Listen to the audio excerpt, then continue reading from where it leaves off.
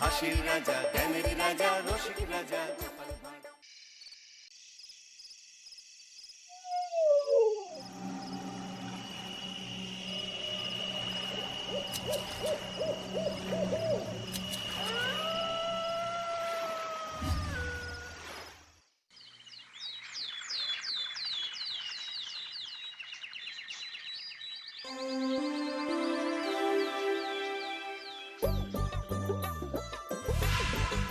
দূর দূর, হঠাৎ করে কেন যে এত চুল ঝরছে বুঝতেই পারছি না। কতদিন হয়ে গেল চুল ওঠা আর থামছেই না। না, এমন হতে থাকলে তো মাথায় টাক পড়ে যাবে। না না না, আজ রাজবৈদ্যের কাছে পরামর্শ নিতে হবে।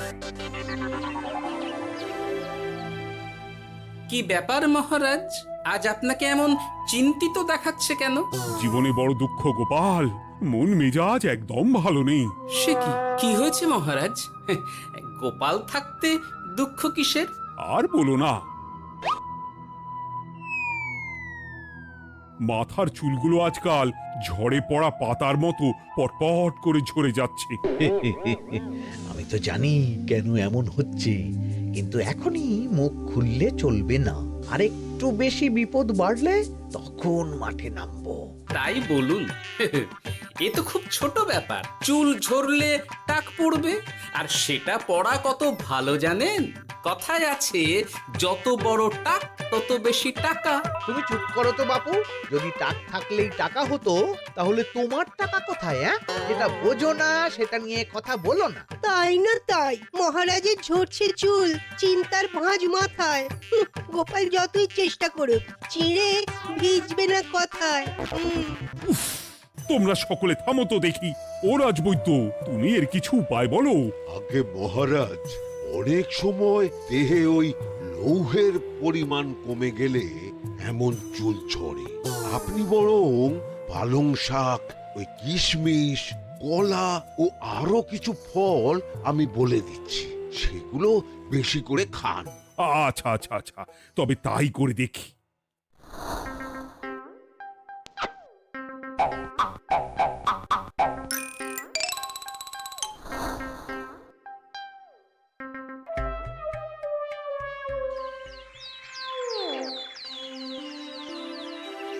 ও রাজবৈদ্য, তোমার কথা মতো শাক পাতা ফলমূল সবই তো খেলাম, চুল ঝরা বন্ধ তো হলোই না। তো জানতামই এমন হবে। কিন্তু মহারাজ, এমনটা তো হওয়ার কথা নয়। কিন্তু হচ্ছে তো। আরে আমার সাধে চুল, কোথায় চলে গেলি সব? এর জন্য তুমি দায়ী। তুমি এর জন্য শাস্তি পাবে বৈদ্য। আমাকে আমাকে ক্ষমা করে দিন মহারাজ, এমনটা হবে এ তো আমি ভাবতেই পারিনি। কিছু মনে করবেন না মহারাজ, ছোট মুখে বড় কথা বলছি। কিন্তু সত্যি এখানে রাজবৈদ্যর কোনো দোষ নেই। ওকে শাস্তি দেওয়াটা ঠিক হবে না মহারাজ। দেখেছেন মহারাজ, গোপালের সাহসটা দেখেছেন? আপনার মুখের উপর কথা বলছে। তা বলি, তুমি যখন এতই বোঝো, তাহলে নিজেই একটা আস্ত লোহা খেয়ে দেখো না, তোমার মাথায় চুল গজাচ্ছে কিনা। ঠিকই আছে, এসব মূর্খের মতো কথা কেবল আপনার থেকেই আশা করা যায় মন্ত্রী মশাই। মহারাজ, আপনি বিচক্ষণ মানুষ। আমার শুধু অনুরোধ, আরেকবার ভেবে দেখবেন। ঠিক আছে, রাজবৈদ্যকে আমি শাস্তি দেব না, কিন্তু সকলের জন্য আমার একটা ঘোষণা আছে। কি ঘোষণা? আমার এই কঠিন সমস্যা যে দূর করে দিতে পারবে, তাকে আমি বিশেষ পুরস্কারে ভূষিত করব। এই তো পেয়েছি। এই সুযোগ কোনোভাবেই হাতছাড়া করা চলবে না। এবারের সমস্যাটা সত্যি বেশ কঠিন। কি করলে যে মহারাজের চুল পড়া বন্ধ হবে সেই উপায় মাথাতেই আসছে না। হঠাৎ করে কেন যে এমন হলো কে জানে।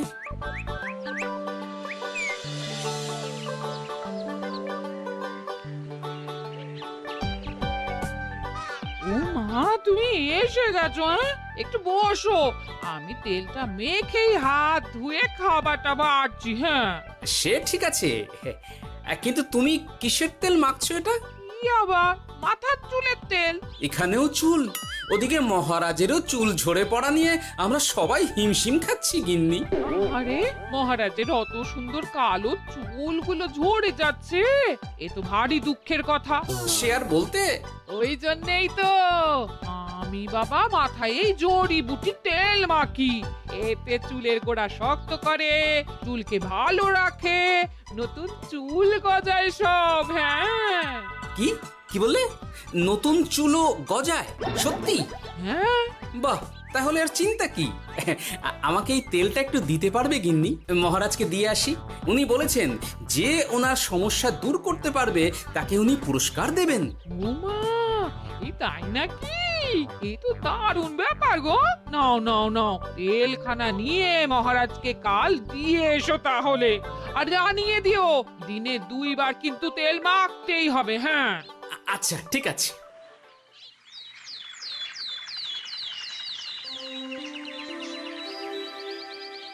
কোনো উপায় খুঁজে পেলে তোমরা?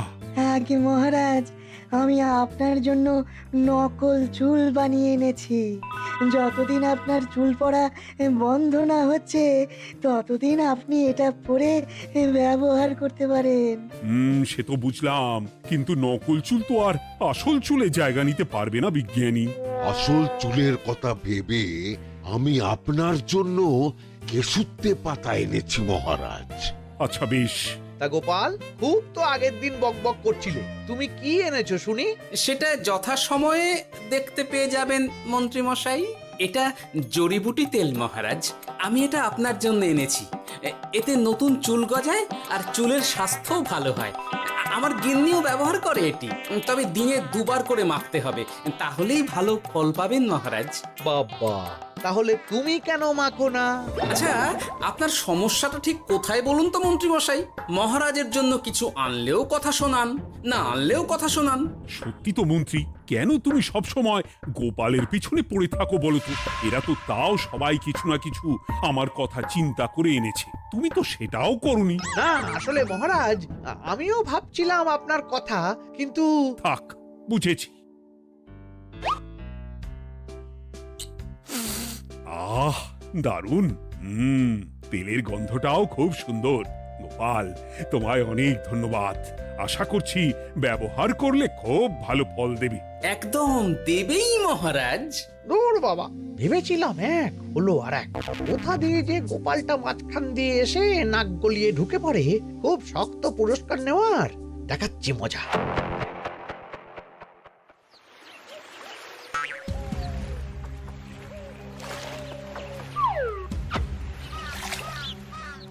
এবারে গোপালের তেল দিয়েই সব কিছু তোলপাড় করব।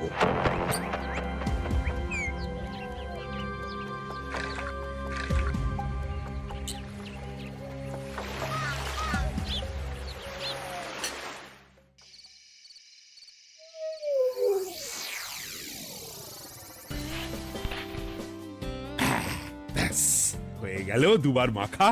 গোপাল বলেছিল এতেই ভালো ফল পাব, কিন্তু এখন মাখার পর মাথাটা কেমন জ্বালা জ্বালা করছে মনে হচ্ছে। হয়তো নতুন চুল গজাবে বলে এমন হচ্ছে। কাল সকালে বোঝা যাবে। এতক্ষণে বোধহয় ছোট ছোট চুল গজিয়েই গেছে। কি এটা চুল গজানোর তেল ছিল নাকি পড়ে যাওয়ার? হে ভগবান, যেটুকু বাকি ছিল সেটাও ঝরে পড়ে টাক পড়েই গেল। হ্যাঁ, গোপালই হলো যত নষ্টের গোড়া। আজ আসুক সভায়।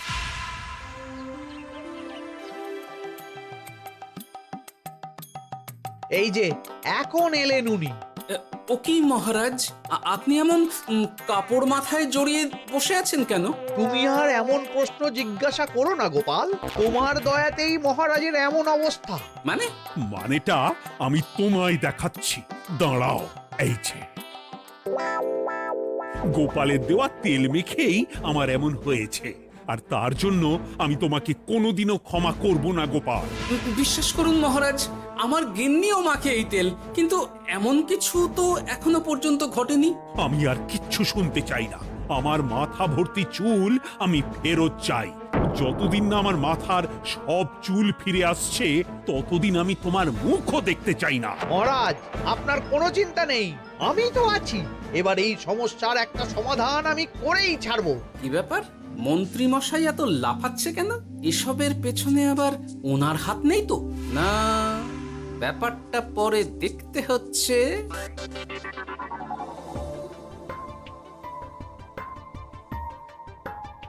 আমি বলি কি মহারাজ, এই সময়টা বরং আপনি নকল চুলটা মানে মানে পরচুলা ব্যবহার করুন। হ্যাঁ, অগত্যা কিছু তো একটা গন্ডগোল আছেই।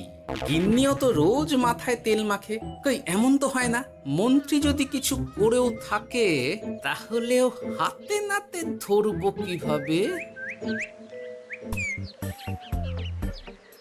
ও কি গো গোপাল দাদু, এখন এই সময় তুমি রাজসভা ছেড়ে এখানে? তোদের দাদু আর রাজসভায় যাবে না রে? কি বলছো গো? কেন?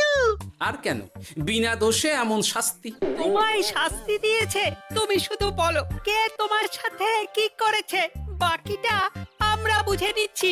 আচ্ছা বলছি, কৃষ্ণনগরের মন্ত্রী মশাইয়ের বাড়িটা কোন দিকে একটু বলতে পারবেন? কৃষ্ণনগরে নতুন নাকি?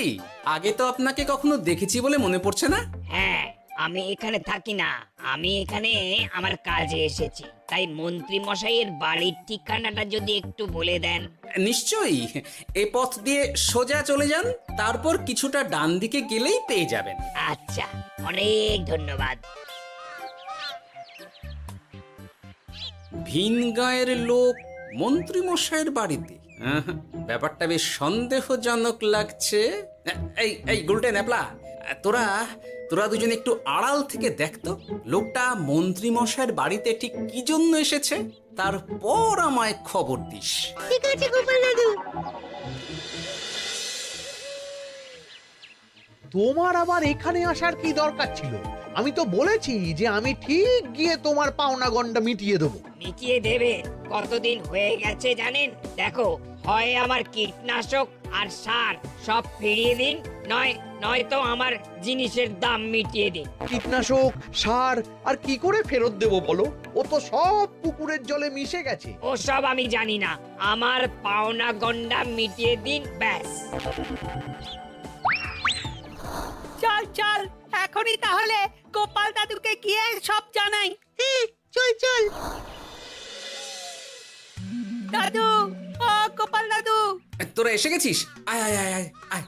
মন্ত্রী মশাইয়ের মুখ থেকে অনেক খবর পেলাম। তাই নাকি? কি শুনি?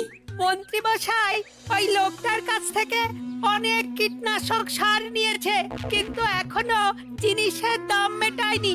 হ্যাঁ, ওই জন্যই তো মন্ত্রী মশাইয়ের উপর লোকটা খুব রেগেছিল, হুমকিও দিয়েছে 1 সপ্তাহের মধ্যে জিনিসের দাম সব মিটিয়ে দিতে হবে। তাই নাকি? কিন্তু কীটনাশক সার নিয়ে মন্ত্রী মশাই কি করবে? সেটা তো বলতে পারবো না দাদু। তবে হ্যাঁ, মন্ত্রী মশাই ওই লোকটাকে বলছিল যে ওই সব কীটনাশক সার পুকুরের জলে মিশে গেছে। কি বললি? পুকুরের জলে? আচ্ছা, এবার দুয়ে দুয়ে 4 করা গেল। অনেক ধন্যবাদ রে তোদের। বল বল, তোরা কি খাবি? কিচ্ছু লাগবে না গোপাল দাদু, তবে ভোলা বয়ের আর মিষ্টি খাওয়ালে। আচ্ছা আচ্ছা। কি করে যে মহারাজকে আসল ব্যাপারটা বোঝাই, কিছু তো একটা উপায় বের করতেই হবে। তা বলি বাবা, রাজসভায় যেতে হবে না বলে কি সারাদিন এইভাবেই শয়নে শয়নে দিন কাটাবেন বাবা? হ্যাঁ, উপায় পেয়ে গেছি। বুঝলে গিন্নি, আমাকে একটা জায়গায় যেতে হবে, বুঝলে? তারপর ওখানে যদি কাজ হয় তাহলে আগামীকাল রাজসভায় আমি যাব। কিন্তু তুমি যে বলেছিলে তোমার এখন ছুটি। হ্যাঁ, কি আর করি বলো, গুরুত্বপূর্ণ একটা কাজ, তাই যেতেই হবে। আচ্ছা যাও। ওই গো বিজ্ঞানী।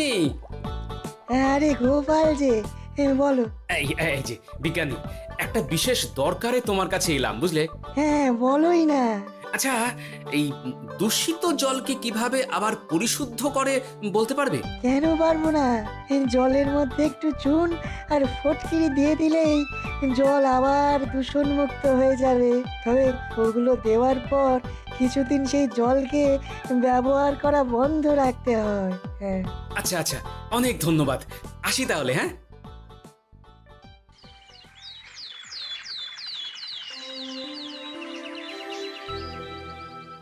ছায়া পড়েছে, ছায়া পড়েছে। আমি বেশ বুঝতে পারছি তার ছায়া পড়েছে এখানে। কার ছায়া পড়েছে? আজকাল তোর মাথা থেকে অনেক চুল ঝরে পড়ছে, তাই না? আগে হ্যাঁ সাধু বাবা, আপনি একদম ঠিক কথা বলেছেন। ও বাবা, এই আবার কোথা থেকে উদয় হলো? আরে আমি একা গিয়ে সেই স্নানের পুকুর পরিদর্শন করতে চাই। যথা আজ্ঞা বাবা।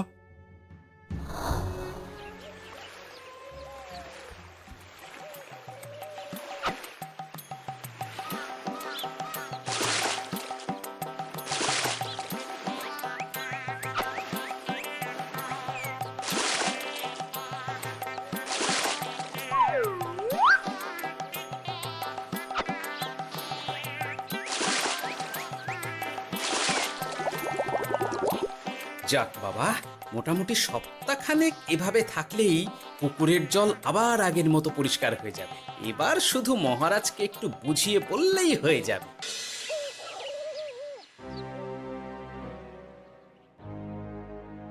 কি বুঝলেন সাধু বাবা? আমার অনুমানটাই ঠিক ছিল। পুকুরের জলে কালো ছায়া পড়েছে, কুদৃষ্টি পড়েছে, তাই এমন হচ্ছে। সে কি? কি কালো ছায়া? যত সব বাজে কথা। জল দূষণ করলাম আমি, আর দোষ পড়ছে কালো ছায়ার উপর। তাহলে এখন কি হবে? চিন্তার কোনো কারণ নেই। আমি মন্ত্রপুত ভস্য ছড়িয়ে দিয়েছি। 1 সপ্তাহ ওই পুকুরের জল স্পর্শ তো দূর, পুকুরের কাছেও যাওয়া নিষেধ। তাহলে আমার মোহরের কি হবে? যথা আজ্ঞা সাধু বাবা। ও কি, তাহলে মহারাজ এতদিন স্নান করবেন কোথায়? সে কথা কাউকে চিন্তা করতে হবে না। মহারাজের ওপরে কালো ছায়া পড়া জল পড়েছে, তাই আগে সেটা শোধন করতে হবে। আমাকে তাহলে কি করতে হবে সাধু বাবা? আমার শিষ্য গোপাল আমাকে আগেই এই বিষয় জানিয়েছিল। আমি তার হাত দিয়েই তোর স্নানের জল পাঠিয়ে দেব। তাই আগামী 1 সপ্তাহ সেই জল দিয়েই তোকে স্নান করতে হবে। কি গোপাল? দেখছো তো মন্ত্রী, গোপাল আমাকে কত ভালোবাসে। আমি ওকে কত কথা শোনালাম, কিন্তু না না না না, কাল থেকেই আমি আবার গোপালকে রাজসভায় ডেকে আনবো। আমি আসছি, আমার কাজ হয়ে গেছে। আর হ্যাঁ, তোর স্নানের পুকুরের চারিদিকে প্রহরীর বন্দোবস্ত কর। কাক পক্ষীও যেন ওখানে প্রবেশ করতে না পারে। আচ্ছা বাবা, আচ্ছা।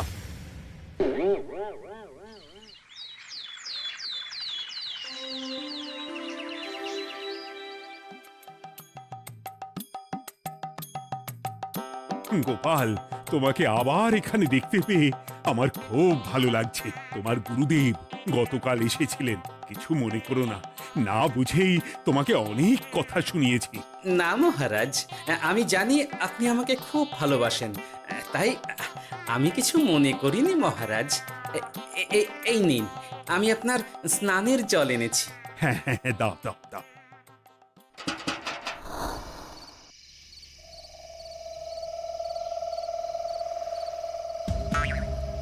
ও বাবা, পুকুরের কাছে যে গিয়ে দেখবো সে উপায় নেই। চারপাশে প্রহরীতে ভর্তি, তাহলে কি সত্যি সত্যি কালো ছায়া পড়েছে? ভালোই হলো, পাওনাদারকে বলে দেবো কীটনাশকটা জালি ছিল। হি হি।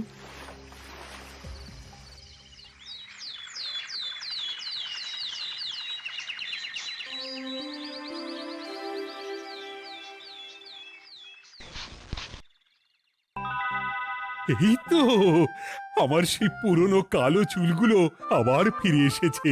আহা, কি যে আনন্দ হচ্ছে দেখে। আজ 1 সপ্তাহ সম্পূর্ণ হলো। গোপালের জন্য আমার স্নানের পুকুর থেকে কালো ছায়া দূর হয়েছে।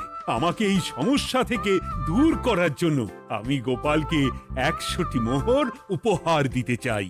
ধন্যবাদ মহারাজ। দূর, আমার আর ভালো লাগে না। সব সময় গোপালই মোহর পায়, এটা তো আমার পাওয়ার কথা ছিল। এদিকে আজকে পাওনাদারও আসবে।